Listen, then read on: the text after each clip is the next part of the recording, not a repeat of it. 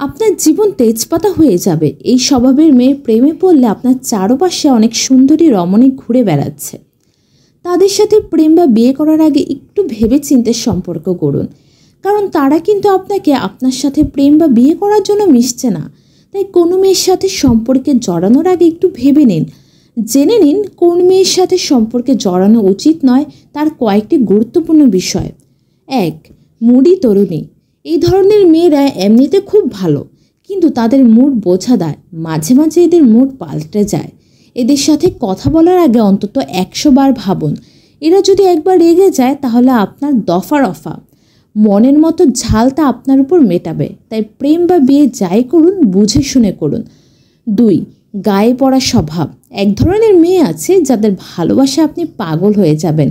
খেতে, বসতে, উঠতে, শুতে সবসময় 10 মিনিট অন্তর অন্তর ফোন করে আপনাকে বিরক্ত করে তুলবে।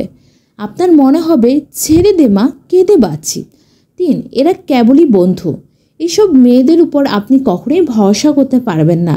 এই সময় মেয়েরা আপনার সাথে ঘুরবে, ফোন করবে, কিন্তু বাড়ির লোকের কাছে কোনোদিন নিজেদের সম্পর্কের কথা প্রকাশ করবে না। 4. তার টাকা আমার টাকা। এই ধরনের মেয়েরা সব থেকে বেশি গুরুত্ব দেয় টাকাকে। তারা সবসময় নজর রাখে আপনার ব্যাগের টাকার উপর। কারণে অকারণে এরা আপনার টাকা খরচ করতে প্রস্তুত। আপনি বা আপনার ভালোবাসার আগে এদের কাছে টাকাই সব কিছু। 5. বাড়াবাড়ি রকমের রূপসী। এই ধরনের মেয়েরা দেখতে সুন্দরী, কিন্তু ভেতরটা ফাফা।